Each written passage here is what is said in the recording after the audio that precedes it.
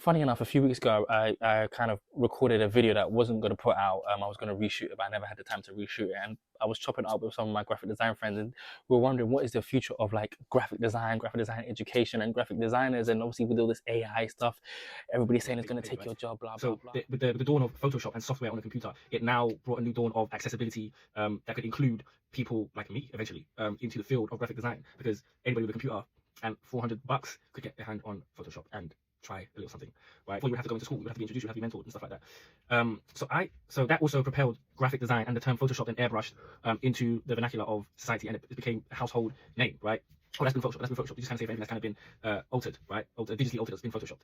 Photoshop didn't take people's jobs; it included people. It included people, and it changes the process that graphic designers had. The future of graphic design for me is what happened in 1989 onwards, right? So what's happening now? We're gonna have more accessibility of software. So right now we've got the big Affinity, we've got Adobe Suite, and on another level we have free accessible tools that you can use on your phone, your iPad, and your desktop computer. We've got the Adobe Express, we've got Canva, we've got GoDaddy Studio.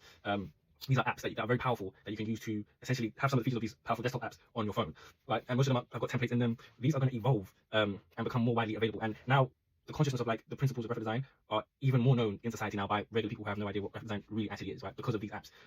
We can argue if it's good or bad. That's not here to argue. I don't really care. In fact, we're not going to argue if it's good or bad. But what I think is the future of graphic design is that these tools and these principles will become even more accessible and more known to general knowledge. The same way we have access to tools like spreadsheet tools, presentation tools, and word processing tools, right? Prior to that, if you weren't a writer, if you weren't a mathematician, you wouldn't need to use Excel. But now these are normal skills, and we have access to free versions of these tools. They're very easy to access. And I think in the next 10 years, 20 years, you're going to get a computer and it's going to have some kind of photo editing, vector editing, or publication editing software for free, because it would be normal to edit your photos, right?